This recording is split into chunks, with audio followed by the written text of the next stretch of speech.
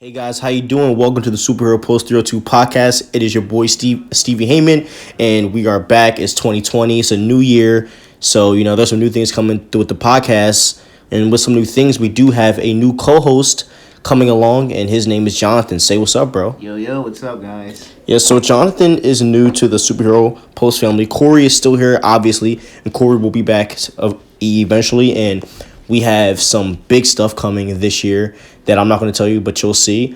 Literally. So it's really exciting, and we can't wait to show you. But so, sorry we took a little hiatus. We did take a month break to fix some things with the podcast and edited some stuff, and we got that stuff handled. So we are excited and we are ready to get into this new year. And with the new year 2020, what better way to start it off than with Marvel, because that's our baby.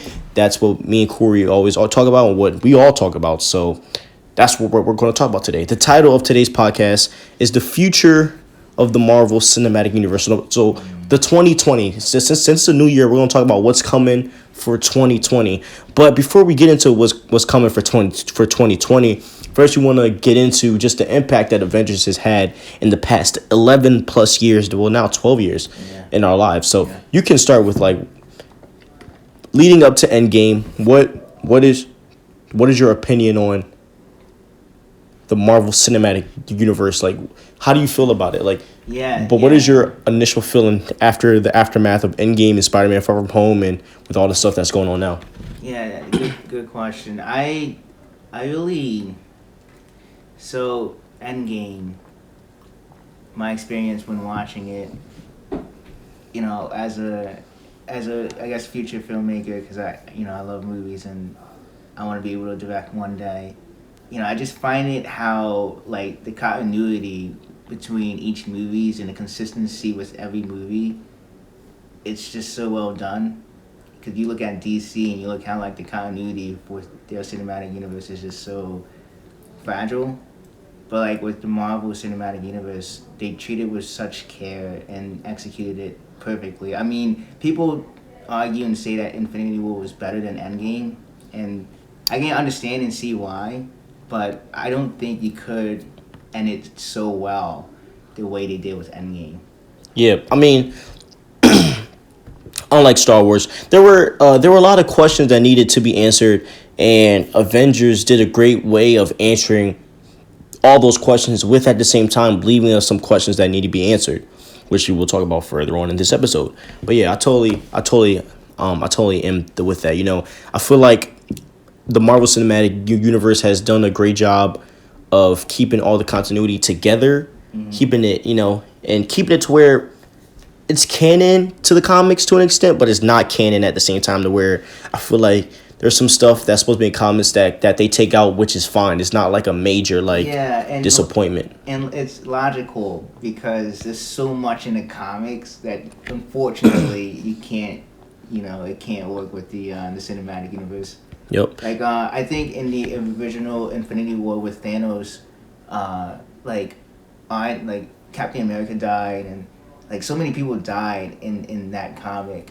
I believe it was called the Infinity War.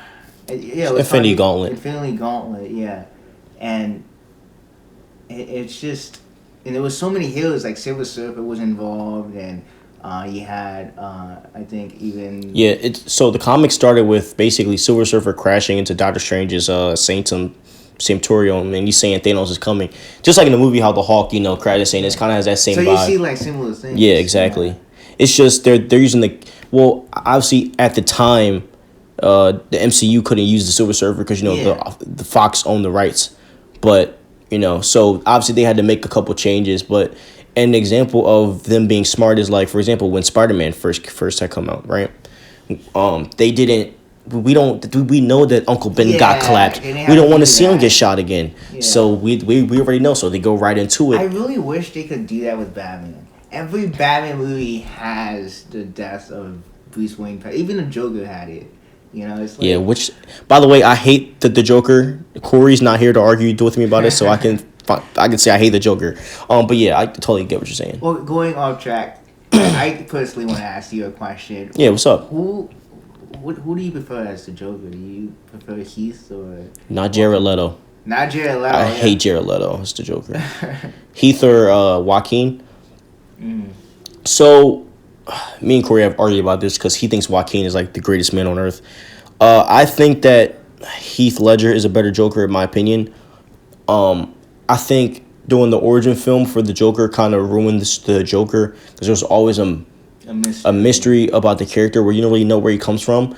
But like, for example, in The Dark Knight, he gives twisted tales of his childhood, which probably is not true.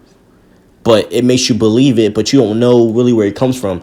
And for the cinematic universe-wise, because obviously in the comic books and stuff, you're going to get an origin. Like, you know, in the Killing Joke, there's an origin of, I mean, there's 1,000 different, not 1,000, but there's a lot of, like, different ways that he, quote-unquote, became the Joker. Like, there was one, I'm pretty sure there was one, I had it in my notes, there's one where, like, I think it's his wife, like he had a wife and she dies, or he killed it. No, she had a wife and he killed his wife, and all this different stuff that happened. And the Joker himself even says in the comics that he doesn't really know what happened to him before he became the Joker because he's crazy. So I think that Heath Ledger kind of plays a better role for that. Heath was a little more edgy. I don't think, and let me be honest, I should give Joaquin a little bit more of a chance because we've never really seen him be a criminal mastermind Joker. Yeah. So I kind of got to be a little delicate with Joaquin because it was an origin film. Yeah. And I hate origin films. So I think that with Joaquin, right now, Heath is the GOAT. Like, there's no question. I agree. Because if Heath got the origin and Joaquin, if the roles were flipped, we would be saying that Heath is the GOAT. And the fact that the roles were flipped in this, people are saying that Joaquin's the GOAT because, number one, I want to be frank about it. I think DC knew what they were doing, and they took a trending topic, which is mental awareness, and they used that to bring in a bunch of other fans who are mental awareness and love that, and they drove the movie to be $1 billion, just like how a lot of people drove Black Panther to be $1 billion film. I really think it was just a hype at the time. I think that if it didn't have all that stuff and it was just a Joker film, it wouldn't have done as great. So for me, you know, I love to see Joaquin do another film, even though I don't want the Joker to, but for me to get a firm grasp on Joaquin, I would have to see a Joker 2 where it's none of that mental awareness stuff. It's purely just him being a crime lord and doing his thing. Then I can make But for me personally, I like Heath. Heath is my favorite. Yeah, he's edgy. I like Heath. You don't know what he's going to do. I think it was also the script that plays a part in it. Yeah, Joaquin just didn't do it for me. Like, is it a good movie? Yes. Is it a great movie? Yes. But after I watched it like 4 or 5 times, it didn't hit the way it did. Unlike when I saw The Dark Knight, I can still watch The Dark Knight now and it still holds up for me. Yeah, for real. You know? I do have another question. Was his voice done like that purposely? Because he didn't have the Joker voice. Who, Joaquin? Yeah. I'm pretty sure that was a way of his voice, I guess, so I don't know. Yeah, I didn't like Joaquin that doesn't really talk like that for real. I mean obviously it's his normal voice in some of it, but that was just, I guess he was led by that. I guess that was Todd Phillips' film direction. The laugh was fine. It's just, you know, the snarky kind of voice that Heath had. Joaquin didn't have that. That kind of like. And you never know, like maybe when he's a little more established, it's like we know who he is. He might bring that Heathness out of him, or his version of the Joker. Yeah. You know, it's an origin film, so you got to be a little, you know. Lenient. Yeah, it's you know how sticky origin films get. I don't like to. But back to Endgame, right? Yeah. I think that Avengers, or back to the Marvel Cinematic Universe, I think the Marvel Cinematic Universe has the longevity to go for the next 30 to 40 years, with the known fact that they just signed the freaking X-Men and the Fantastic Four.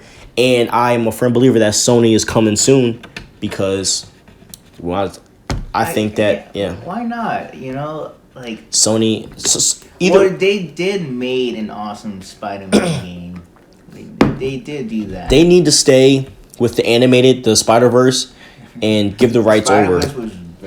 Anything live action can go to the MCU, and I think that this is Sony's deal. Sony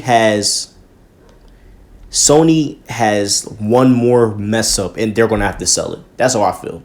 They're not making it like Jumanji's probably going to do $1 billion right now with The Rock and Kevin Hart is Kevin Hart. But other than that, other than Jumanji and Venom, what big Venom made 800 million, which was kind of bull because they really only made 800 million because I mean a lot of people thought it was a joke. In my opinion, some people thought it was good, which I think you're insane. But I don't think Venom is. You can't build a franchise off of Venom, and Sony has one time to mess up. If Venom 2 doesn't look good, people aren't going to go. If Venom doesn't look good, they're done. I know they're coming out with it might get pushed back, but a Morbius film is coming out this year with Jared Leto, who I did not like. I do not like Jared Leto, as you see. But, and Morbius, I don't know what to expect with that movie. Because it's Jared Leto, number one, and Sony's producing it. So, it's a hit or miss for me. Yeah, for Venom 2, Spider-Man, he's going to be in that, correct? Tom Holland? That's the rumor. It's a rumor, maybe. And I wouldn't, and that's the thing, shout out to Marvel Studios News. I listen to you every day. My boy Paul Herman, his name on Twitter, he will want me to add him. At Herman22, 2 N's on Twitter. Follow him on Twitter. He has some really good content. He did make the statement of saying that I kind of agree with. He wouldn't mind having 2 Spider-Mans in 2 different universes. As in having Tom Holland do his thing with Venom and him do his thing with the MCU. Would be kind of dope to have Tom Holland going through portals like for the movie. Yeah, I thought like, and that's how I feel like, the MCU, with the way they position this Tom Holland with Spider-Man, he's the future of the MCU, no doubt about it. They basically made this man the next Tony Stark of the MCU. So I feel like you gotta do whatever you can to keep him in, which they're dumb for. I don't think they should have did, but they did. That was a very interesting take that they did with the Spider-Man character in the MCU. Making him like Tony Stark. Yeah, it's like for the longest time, his origin was Uncle Ben, him dying, and then with great power comes great responsibility. And in a way, I feel like they sort of changed that. Kind of made Tony like the Uncle Ben. Yeah. Like I feel like he obviously. As of Far From Home, we see the Ben Parker suitcase and all that stuff. Yeah, we saw. But like, there's still some traces. But it's really like Tony Stark that really like impacted his life. And in the comics for Spider-Man, he wanted to be like the Human Torch.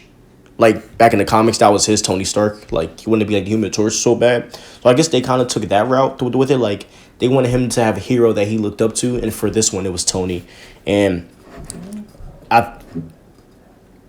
I just feel like Disney wouldn't have put Tom Holland or Spider-Man per se on this pedestal if they didn't know that he's going to be in the future of the MCU. Like it's just Marvel's too calculated to do that with the risk of them losing him. Well, I honestly that's very interesting because I had a different perspective. I thought that was kind of bold and arrogant of Disney, because They're basically renting Spider-Man. It's not theirs. It's still Sony's.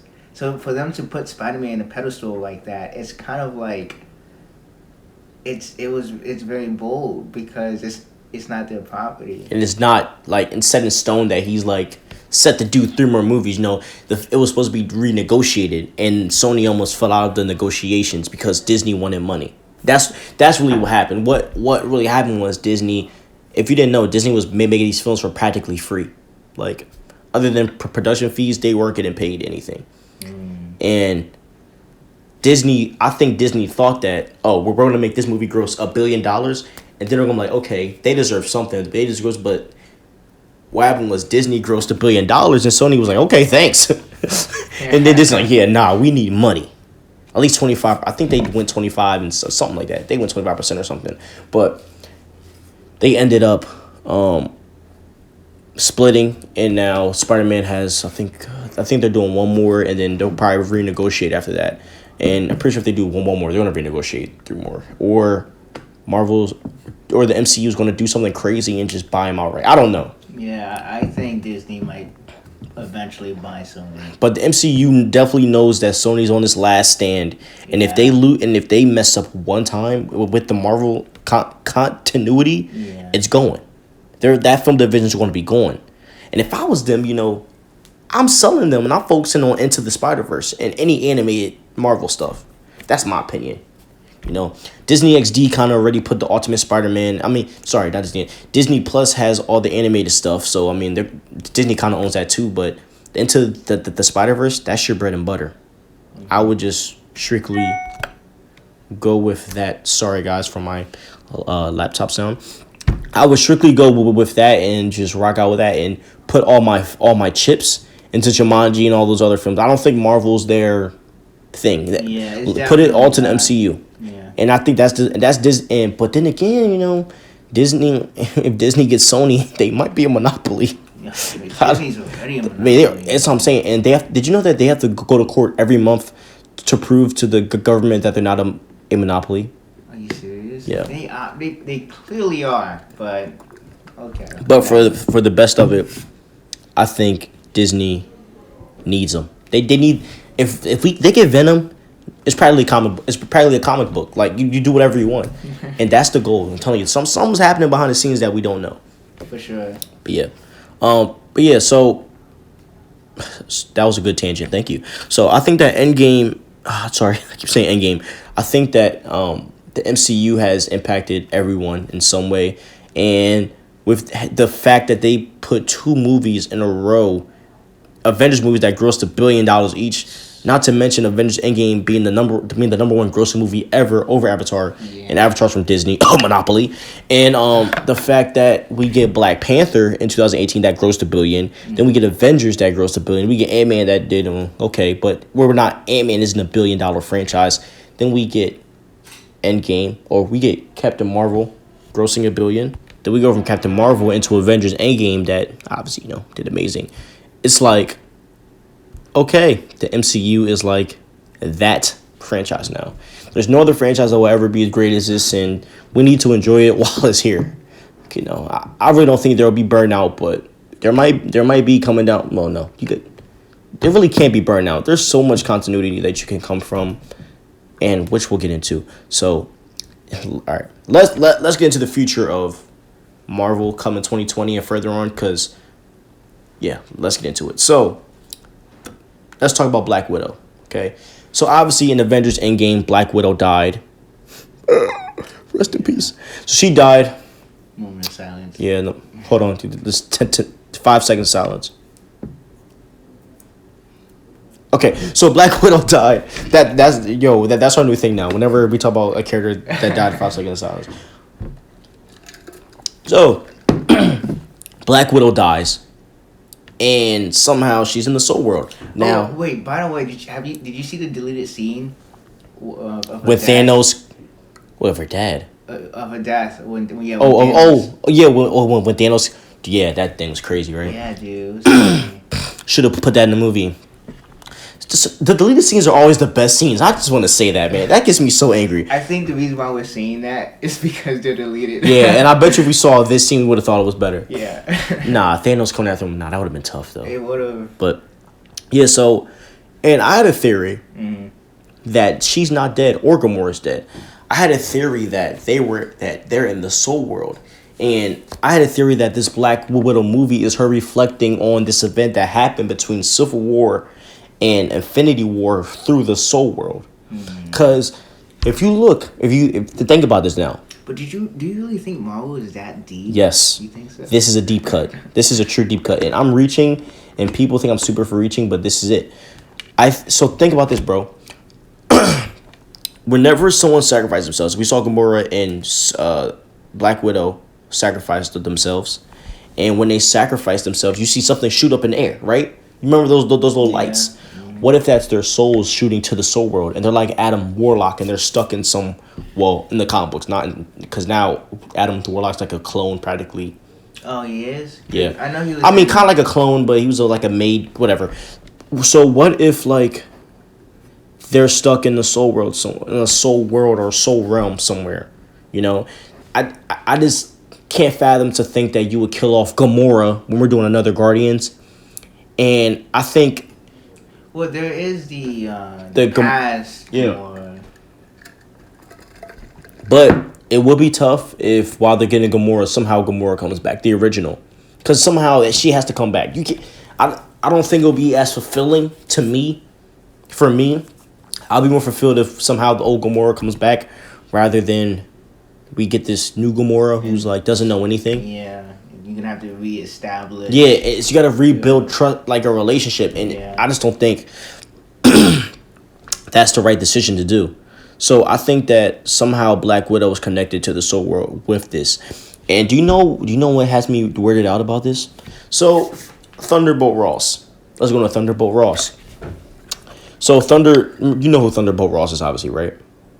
So Thunderbolt Ross is the guy in Civil War, who basically talked about the Avengers.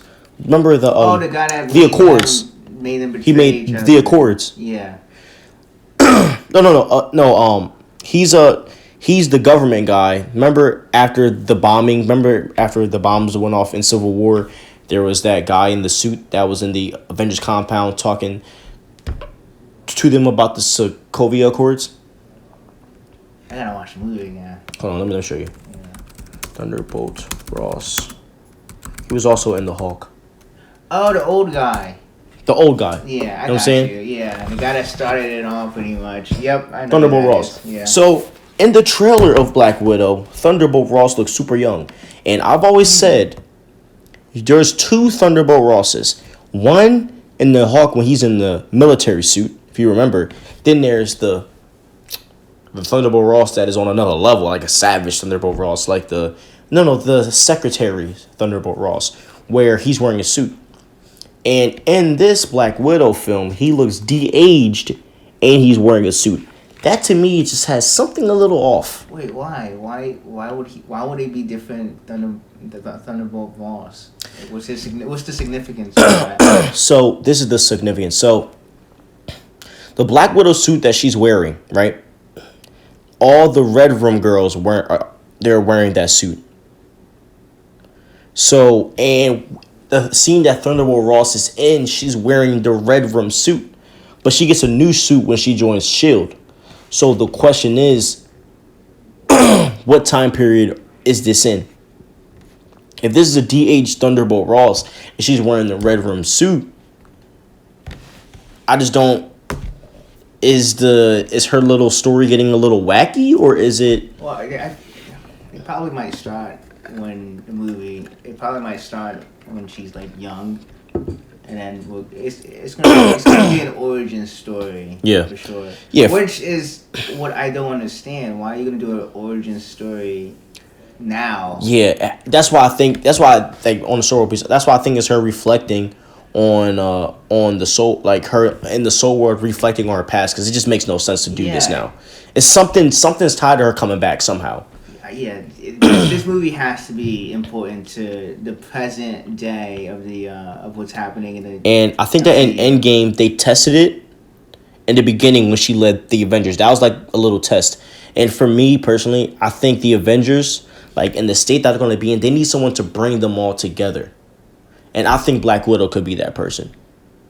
Makes sense. Because she held it together when Cap was done, when Tony was done, when everyone was done. She still held it together. Yeah. So I think that... And when she died, they were all mourning together. So I think somehow she's going to come back. Her and Gamora are going to come back and find a way out. But yeah, so Iron Man is also supposed to be in this film. In it, yep. I don't think it's going to be a big part. It's probably going to be something small because, Robert Downey's scene's done, but they'll be back eventually. Definitely making cameos for sure. Yeah, he'll definitely making cameos all around the MCU. And as we said, this movie is set to be in between Civil War and Infinity War, but we'll be doing time jumps all around her origin. Yeah. So yeah, do you think this movie has something to do with the Soul World? I think that's an interesting theory. I think it's the only logical explanation as to why they're doing this movie this late. Because they could have been done a Black Widow movie earlier. Like, even before Captain Marvel, it could have been the first female superhero solo movie in the MCU. So, the fact that they're doing it now, that theory kind of explains why it might be so significant. Because because I remember when Spider-Man Far From Home, when that was coming out, people were saying that that's before Infinity War, and because people were theorizing, it wouldn't make sense for them to do a movie that would contradict the timeline of the MCU. So I remember people were theorizing, saying that movie was him,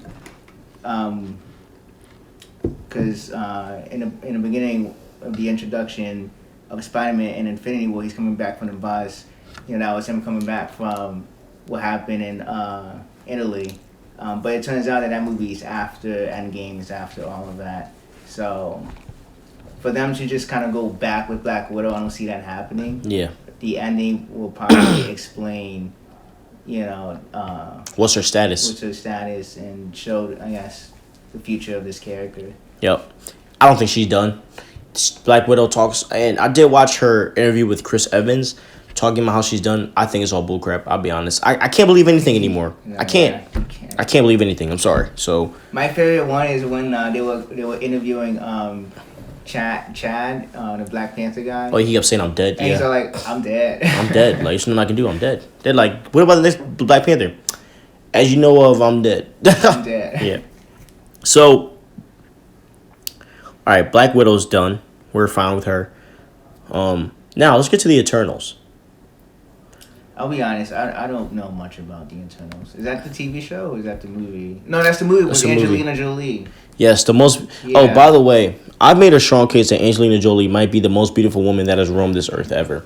I've made a very strong case, guys, and I might make a podcast episode about that, okay? They should have done a Tomb Raider 3. I would have watched that. Oh, yeah. She's probably too old to keep up with that physically. Too now, yeah. Did you see the new Tomb Raider that came out? I didn't even watch it. It came out years ago. It was terrible. It came out like 2017. I really liked the Angelina, her Tomb Raider. I liked those movies. Yo, she's great in anything. You see Maleficent, too? I have not seen any. That movie was crazy.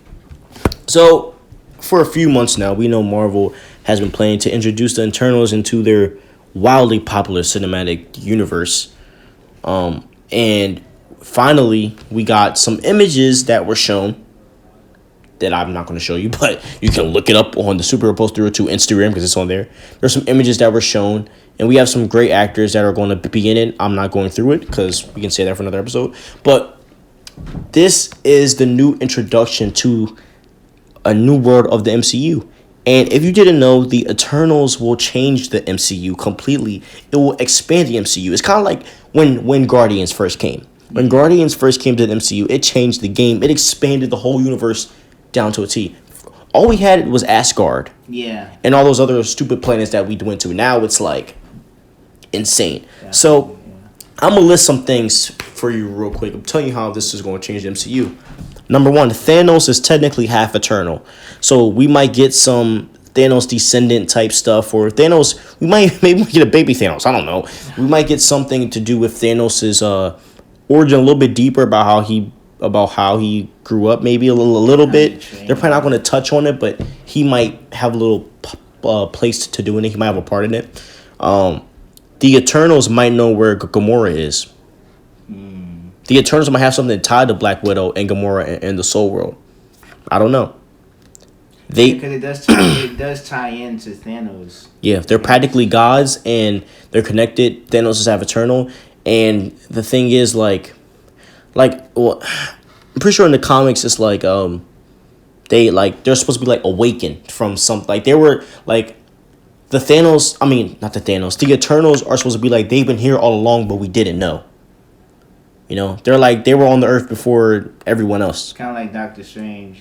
Yup. How they always been around, or it's like Percy Jackson and the Lightning Thief. Like these dudes have been around forever. You just like in Percy Jackson, Poseidon and Zeus look like normal dudes. It's like that. Like they just been around. They've been living as normal people, and so another theory, they might create the mutants. The X-Men?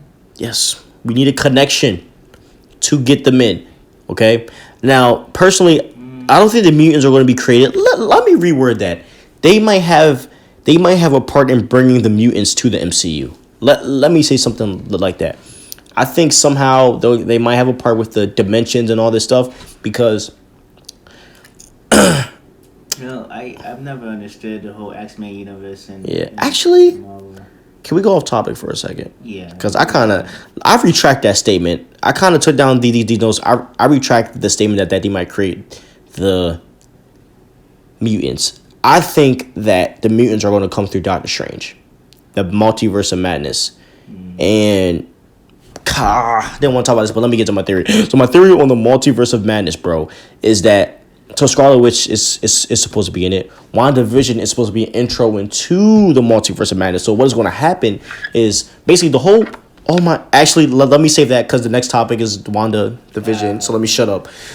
The Thanos, all right. The Eternals might have a piece with the mutants, something with the mutants, like some type of connection. They might be mutants. Who knows? I don't know. Actually, I don't think they're gonna make the mutants. They're probably gonna be like gods, but they might have a connection with the mutants. And another thing that I think is gonna happen is they might travel through the multiverse too. Doctor Strange might not be the only guy that can travel through the multiverse. They might introduce it somehow. So. Yeah, how is Doctor Strange? How is he gonna travel to the multiverse? Is he gonna do that spinny thingy, and then just? And we're like, why does he like? So what's going on? I'm so curious. Yeah, all right. So how this movie's gonna yeah, turn out. sorry, Eternals, y'all got to take a back seat. Let's get all right. Let's get into WandaVision and let me paint the picture for how I think it's going to all coincide. Coincide, yeah. So basically, WandaVision is going to be a show, obviously, Yeah. and so WandaVision. Disney Plus gotta get that subscription. Huh? Can I get that Disney Plus subscription? Please get the Disney Plus subscription, even though we don't get paid anything for it, but get it. So, Disney, please, I will never talk bad about you again if you sign us up with a contract. But off the topic. I know, right? Yeah, I will never work again. Let's go. So, WandaVision is a show, obviously, and I believe that show is going to be about Wanda going crazy. Because we see, it's like a sitcom show of her in Vision's human form. So she's probably... This is before Infinity War, right? No, this is after. This is like the aftermath. This is going into Doctor Strange. Aftermath. Yeah, so I think this is going to be about the Scarlet Witch kind of making her own reality. If her and Vision had kids, what would they look like? Stuff like that. And Quicksilver is also going to show up in the WandaVision show, which also kind of confirms my theory that she'll be imagining, or she'll be doing all this with her powers, because the Scarlet Witch's powers is she can do anything the writer wants her to do. She's the most powerful being in the Marvel universe. She really is. I don't understand. Captain Marvel was not the strongest. Sorry, buddy. So, yeah, Captain Marvel. She's beautiful, but she's not the strongest. So, basically, her son, aka the Williams, probably gonna be in here somewhere. He might not even be real, but her imagination, she's going crazy. And what's gonna happen is I think Doctor Strange is gonna try to take her under him as his apprentice. Yeah. And I think with the what's it called? Multiverse of Madness. Pretty sure the villain that's gonna be in this, I think it's called Nightmare, who can obviously go into your dreams. And I think he's gonna use that to corrupt the Scarlet Witch to turn and become evil. And I think she's going to unlock some keys to the multiverse that we've never seen before. And somehow that might birth the X-Men. That might birth a lot of stuff that we don't know. And I think this whole thing with the multiverse of madness with Doctor Strange and Scarlet Witch, that dynamic, that's going to be all about whatever she does when she goes crazy. And that's going to lead into the next Avengers. So, yeah. And Scarlet Witch is going to be the center of this next phase. And which, as she should be, she deserves it because she's really underrated. She's too powerful of a character to not be. You saw what she did to Thanos in Endgame. Yeah. If Thanos didn't rain fire on Avengers compound, she would have killed him right then and there. For real, yeah. She literally held him in the air and was picking out his armor, like with ease. So, I think that WandaVision is going to be crucial. If we're going to have to watch that, you got to know what's going on.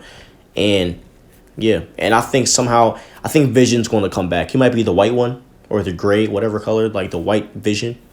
because I don't think he will get his color back. I don't think he's gonna have any of the stones. He might just be a robot, and I think that is going to go into everything else. Because now, do I agree with that? No, to an extent, but I get what they're doing. If I was Marvel, I would go for a more Earth-based villain, just because we've been so spacey for a while. I would kind of bring it back, and I would deal with a villain like Doctor Doom per se, and bring in the Fantastic Four that way, teaming up with the Avengers. But they're probably not going to go there. We're probably going to do something really big. So I don't know. Yeah, I'm thinking about your statement. You really think we've been spacey for the past? Well, yeah, because Guardians and then Infinity War. Avengers 1 was about. I'm talking about alien-y, like Avengers 1, Thor, Dark World, Thor 1. Yeah, this whole thing, it's called the Infinity Saga because it's all spacey, you know. That's true. The only Earth base we got was the Caps and Iron Mans. That's true. Everything else has been spacey, you know. Guardians. People think I say Guardians introduced space. No, they introduced the universe, yeah, the universe but you know, Asgard is always like a galaxy type vibe. You know what I'm saying? Like Thor Ragnarok. I think this next Avengers, you want to make it a little Earth based, but it's hard for them to do Earth based because of the fact that we have all these freaking powerful characters. You know, and even if you do introduce the Fantastic Four, you have to introduce Galactus, and he eats planets. Yeah, so that gets he's going to come regardless. Yeah, it's like it's a given. You have to have it, and I think that what they might have to do is, if I went Earth based, I would give a small group. So I'll do like Spider-Man, the new Falcon, Bucky, Hulk. You know, make it a little bit smaller. Don't bring in Captain Marvel. Yeah, I agree. I feel like we've been spoiled, you know, with all these Marvel movies. Just take a step back. Yeah, and I think then let it build up to that again. Exactly. And so with the fact they're doing the Eternals is like, oh my gosh, like they're going big, you know. Yeah, and with the Multiverse of Madness, then we're going into Guardians, Thor, like it's no stopping, dude. It's getting crazier and crazier by the year. So it's like I think they're gonna get a lot more deeper and psychological with these new Marvel movies. We've already seen hints of it in Spider-Man Far From Home with Mysterio when he was doing those illusions, and Peter it messed with his mind, and he had to tell Happy, "Are you real Happy?" Like little elements like that, I really love, and I'm looking forward to seeing more of that in the newer Marvel movies. Yeah. More psychological and philosophy of it. Yeah, and the fact that they're doing these type of deep cut characters, they're trying to give them a name is even more insane. Like they're taking characters that we don't know, and they're trying to turn them into household names. Yeah. So I am ecstatic. Like the Eternals, like I've never heard of them until now. Like I still don't know anything about them. I just know that the movie's coming out and Angelina Jolie's in it. And their powers that they have are going to make you be like, yo, like why didn't we do this from the start? So the future of Marvel is bright for 2020. For 2020, guys, we are getting Black Widow, Eternals, Falcon Winter Soldier, and WandaVision. But those two are the TV show. Well, yeah, I'm talking about this all content. Falcon Winter Soldier, WandaVision. I think Falcon and Winter Soldier, we don't really need to talk about it. It's gonna be good. They already started filming. This is obviously gonna be about Sam accepting that he's trying. Well, I forget what this is the plot was. I think the plot is something like it is the world is not accept like just because Cap passed down the shield to Sam doesn't mean the world knows that. And, you know, they're coming out with the U.S. agent that's going to be in that show. So I'm guessing that's the world choosing their Captain America to be a U.S. agent. So I think they're going to mess with that. And I think they're going to do a Captain America movie with Sam becoming Cap, like the real Cap. Which I think is going to be amazing. I can't wait to see it. Even though I miss Steve Rogers. 5 seconds of silence. Okay, we're back. So, yeah. Well, he's not dead. He's not dead, but he's dead. old. Yeah, he's super old. He's going to die. Chris Evans did say if Marvel asked him to come back, he said it would be a what did he say? It would be an honor. It would be a hard yes, but it wouldn't be an easy no. Oh yeah, I remember. He did say that. So I think he's coming back in me. All the CGI.